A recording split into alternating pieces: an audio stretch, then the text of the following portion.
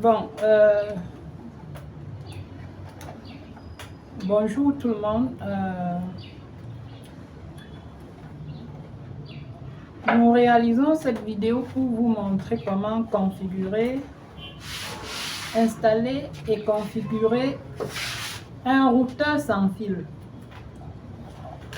Donc, il s'agit précisément d'un routeur Cisco, un routeur sans fil Cisco de marque Linksys. Donc, un routeur sans fil, c'est un équipement réseau qui joue à la fois le rôle de point d'accès. Donc, c'est un point d'accès parce qu'il va nous permettre de nous connecter au réseau sans utiliser le câble. Donc, c'est également un routeur parce qu'il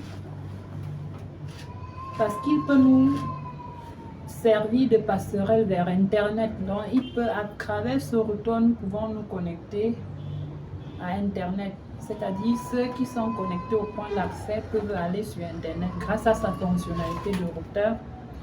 C'est également un switch parce que certains utilisateurs peuvent se connecter avec le câble. Donc, ici, là, donc, on peut se connecter là en utilisant le câble. Ainsi, on met sur la machine. Donc, d'autres peuvent utiliser sa fonctionnalité de point d'accès.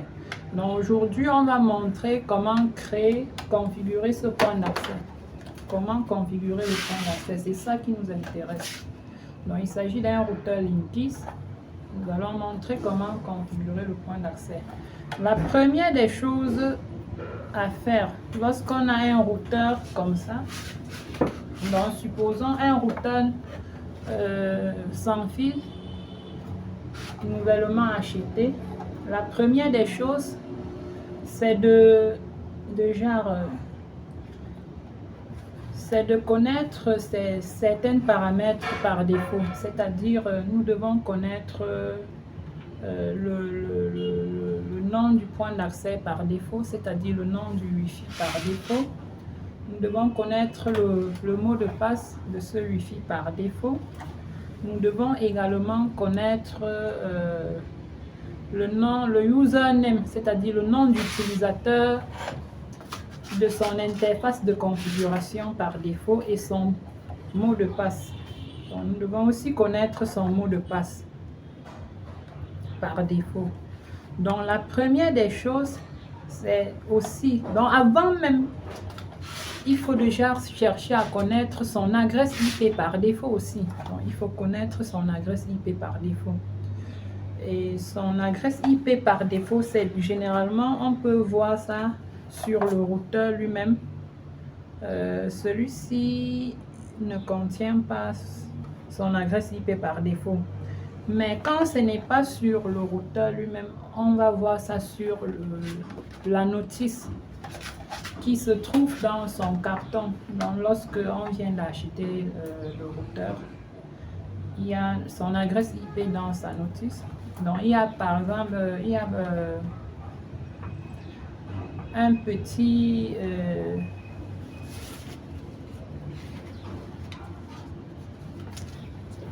en fait, tout est indiqué sur sa notice. Donc, il y a un petit la notice d'utilisation qui montre comment utiliser l'équipement et ses différents paramètres. Donc, son adresse par défaut s'y trouve. Aujourd'hui, on va déjà nous allons une autre façon quand on ne connaît pas son adresse IP par défaut.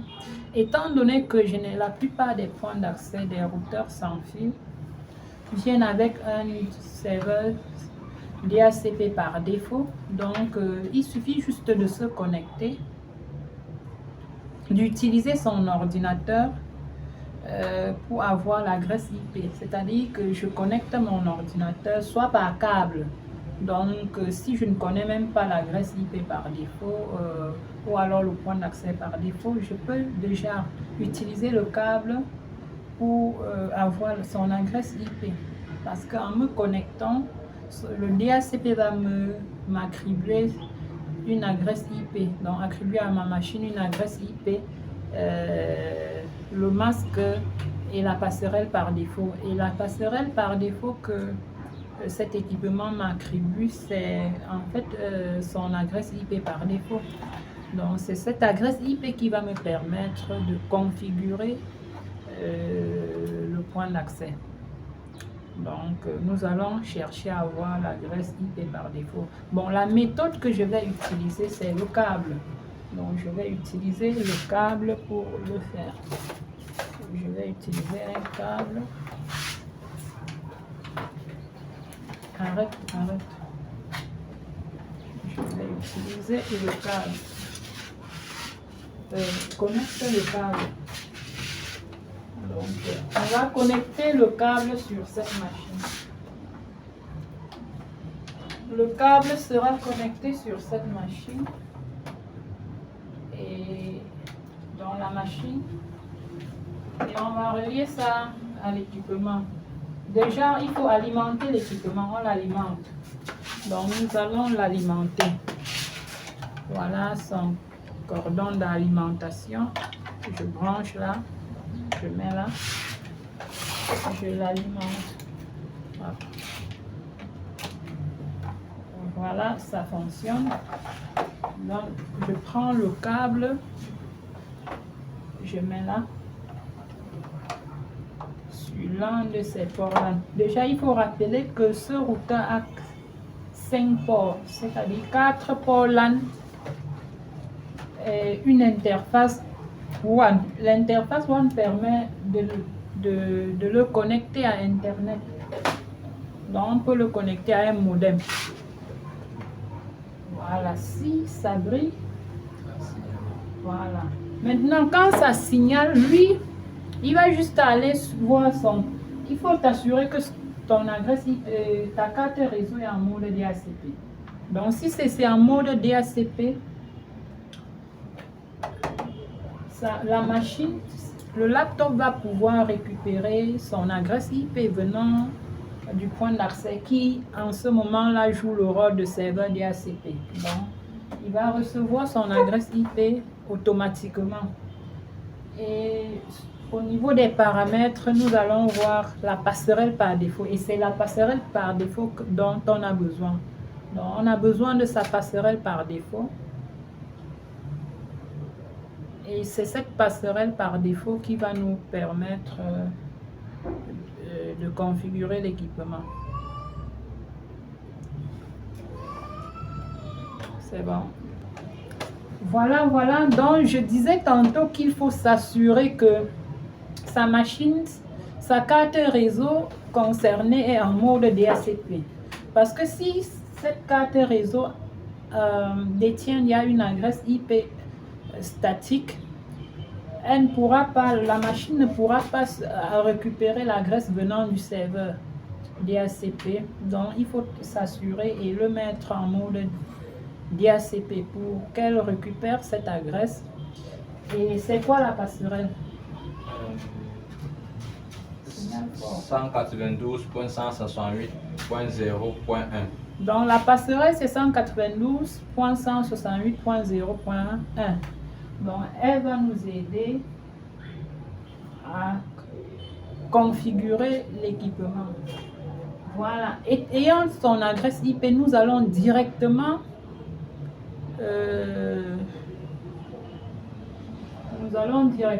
ouvrir le navigateur, parce que quand on a l'adresse IP, on ouvre le navigateur.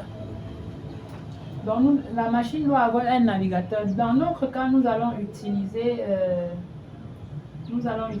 quoi? Google. Maintenant, ouvre Google. Bon, ici sur cette machine, nous avons utilisé le câble. Je vais montrer. Supposons que nous n'avons pas de câble paire torsadé.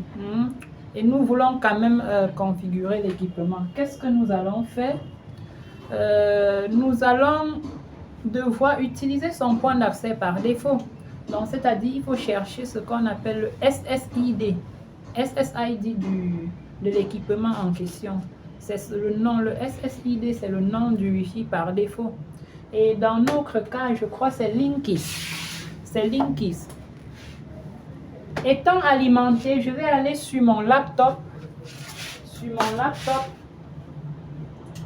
Je recherche le nom là, le Wi-Fi concerné. Je vais rechercher le Wi-Fi concerné. Linkis. J'ai vu, je me connecte. Je clique sur connecter.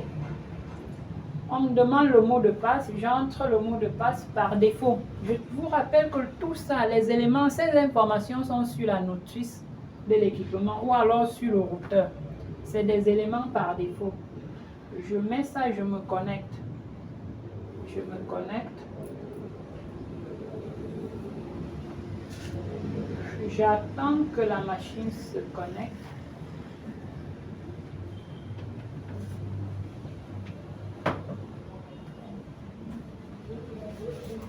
Normalement, à ce niveau, pour procéder à la configuration de notre point d'accès, nous allons nous connecter au réseau Wi-Fi qui est Linkis. Je me connecte.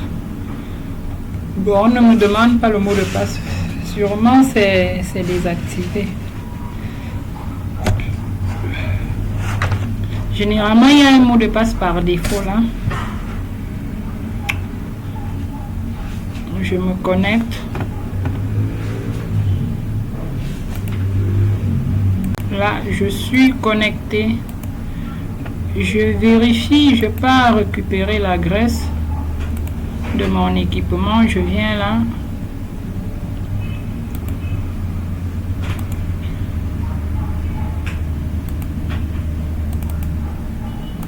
Bon, mon adresse que le routeur m'a attribuée, c'est 192.168.0.10.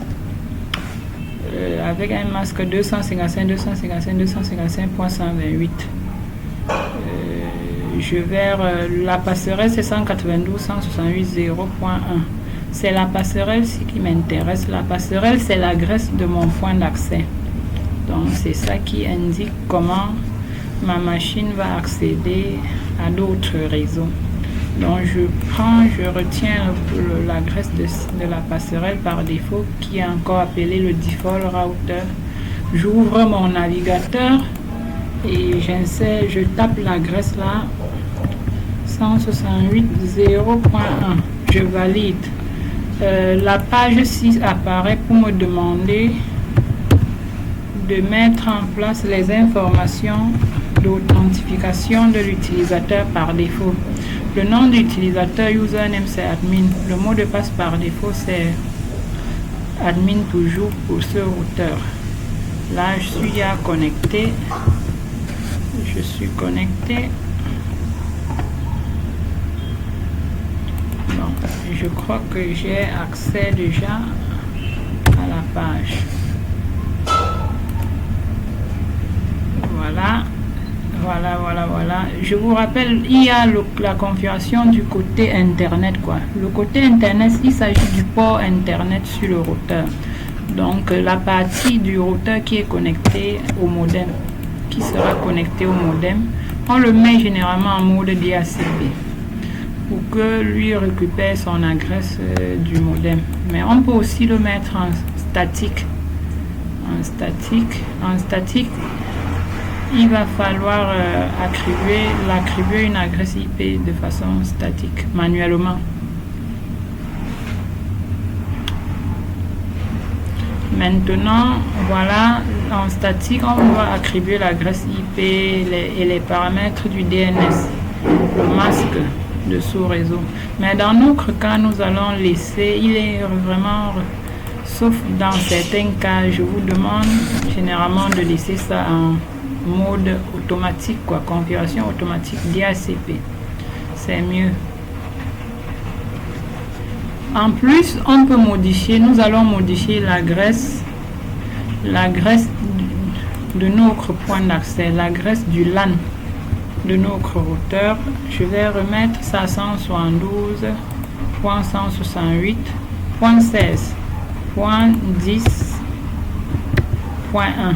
Et je peux également modifier le masque. Donc il y a plusieurs masques ici. Je laisse ce masque 255, 128. Je laisse. On peut désactiver aussi le serveur DHCP ou l'activer. Bon, là, quand on finit de modifier l'adresse IP, il faut enregistrer les paramètres. On clique sur enregistrer les paramètres. Le routeur va recharger les fichiers, le fichier de configuration et me déconnecter. Parce que j'ai modifié l'adresse IP de l'équipement. C'est normal. Je suis obligé de me reconnecter à nouveau. Je dois me reconnecter pour avoir la nouvelle plage, pour être dans le nouveau réseau. Je me connecte. Le serveur va m'attribuer ma nouvelle adresse et là, quand c'est bon, la page d'authentification s'ouvre, admin, pour que je puisse me loguer à nouveau. Voilà. Une des choses qu'on peut aussi modifier, je crois, c'est les paramètres de l'administrateur, le mot de passe et le nom d'utilisateur. On peut changer le mot de passe de l'administrateur. Le admin là, on peut changer ça à ce niveau. C'est important de modifier tous les paramètres par défaut. C'est bien pour la sécurité de notre équipement. Voilà. Donc voilà un peu comment on modifie l'adresse IP. Bon, après avoir modifié l'adresse IP, on peut soit activer ou désactiver le serveur DHCP. Donc soit on clique là pour désactiver, on peut aussi cliquer ici pour réactiver. Je peux venir là modifier l'adresse IP de départ, quoi. C'est-à-dire la première adresse IP à attribuer à un équipement du réseau. Je peux modifier là. Après, je valide pour enregistrer. Je clique ici pour enregistrer les modifications.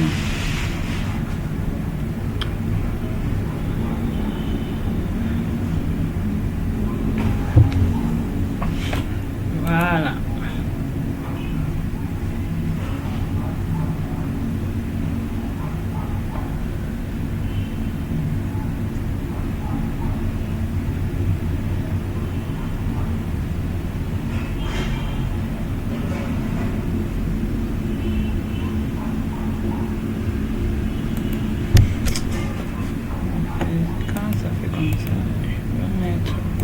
En fait, quand on modifie l'adresse, il faut l'équipement redémarre. Donc, nous allons nous authentifier à nouveau. Parce qu'il fallait redémarrer l'équipement puisqu'on a modifié la plage du DHCP. Donc, après enregistrement, il faut se reconnecter.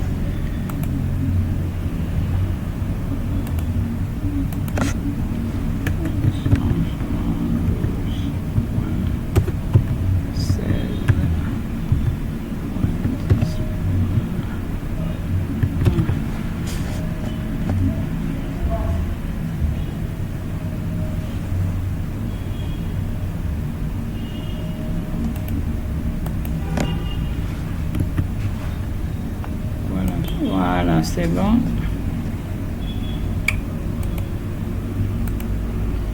Donc, maintenant, nous allons aller dans le paramètre sans fil pour modifier le point d'accès. En fait, le point d'accès a déjà une configuration de base. Nous allons personnaliser cela en cliquant ici sur sans fil. Au niveau de sans fil, nous pouvons changer le nom de notre équipement. Je vais mettre l'autre truc là, c'est quoi? Edit. Edit. C'est bon, n'est-ce pas? Donc, on peut modifier aussi le canal. Il y a plusieurs canaux. Bon, je laisse le canal par défaut, le canal 11. On peut la diffusion du SSID sans fil, nous pouvons la désactiver ou l'activer. Bon, le paramètre s'y permet à ce qu'on puisse voir le nom du Wi-Fi. Bon, j'ai modifié le nom du Wi-Fi. Après modification, j'enregistre. Je vous rappelle quand je vais enregistrer, nous serons déconnectés puisque je viens de modifier le nom du... Étant donné que je suis connecté par Wi-Fi, quand je vais enregistrer le nouveau nom du Wi-Fi, ça va me déconnecter de l'équipement puisque ma machine n'est pas connectée au même nom. Mais si j'étais avec le câble, ça devait être différent. Tu comprends ça, non? Si c'était le câble, ça n'allait pas me déconnecter parce que je suis connecté par câble. Comment je suis connecté par le nom du Wi-Fi? Si on modifie le nom là, ça me déconnecte. Donc c'est ce qui va se passer. Quand c'est comme ça, il faut se reconnecter avec le nouveau nom du Wi-Fi. J'enregistre les paramètres. Voilà.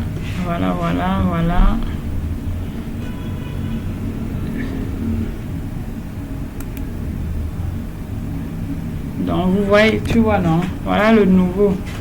Donc je ne suis plus connecté. Ça fait edit. Voilà ça.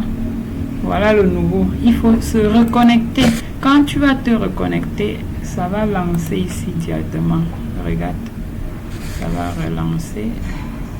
Quand je me connecte.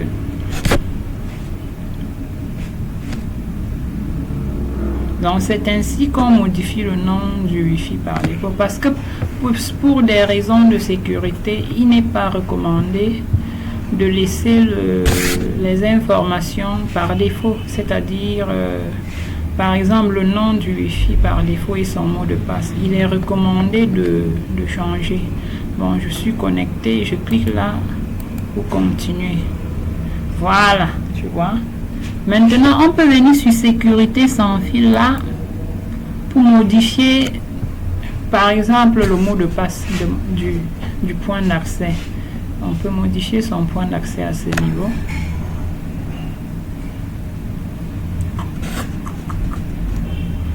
Voilà. La sécurité pour l'instant est désactivée. Hein.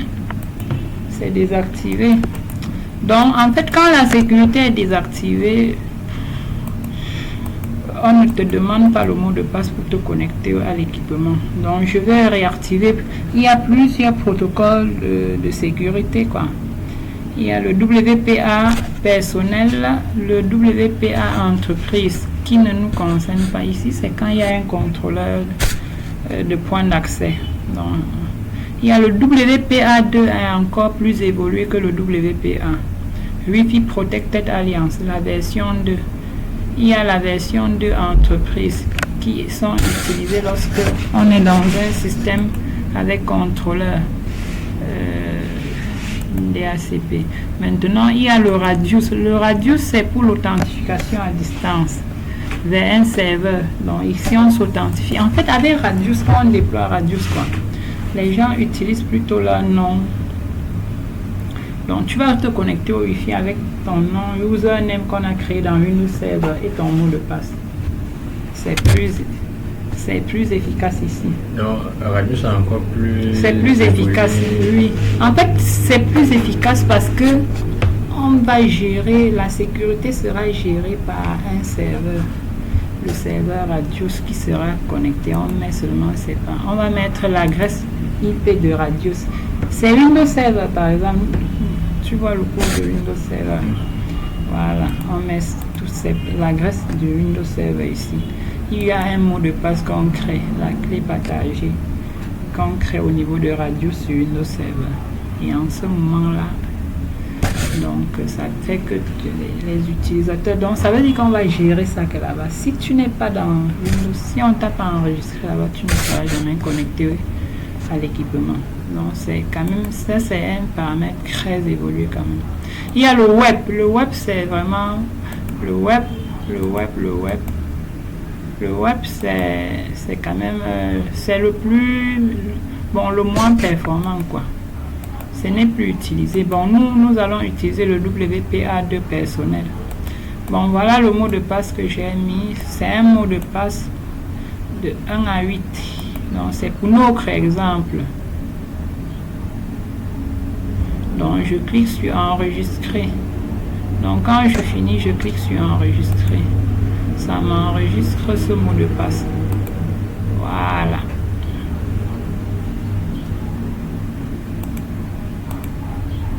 Merde.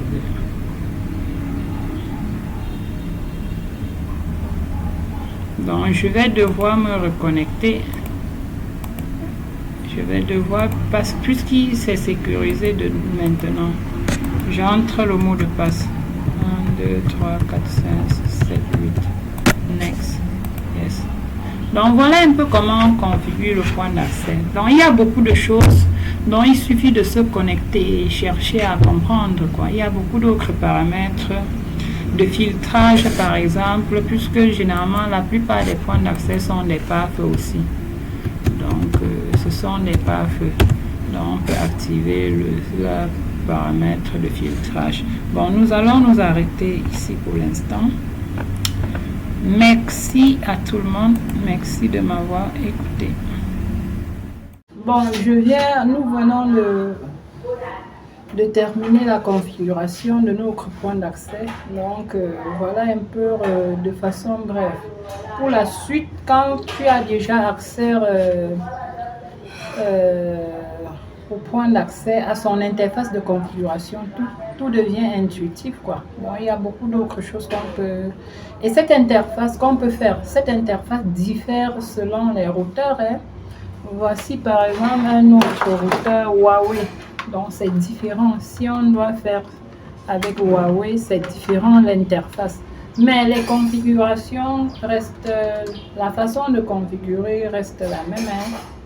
Donc l'information de base est déjà là. Voici encore un autre équipement différent, quoi. Le fichier de config, mais la base, l'essentiel a été expliqué et on applique ça partout. Bon. Ce qui diffère, c'est l'interface, la façon dont l'interface se présente et où se trouve chaque paramètre. Bon. Donc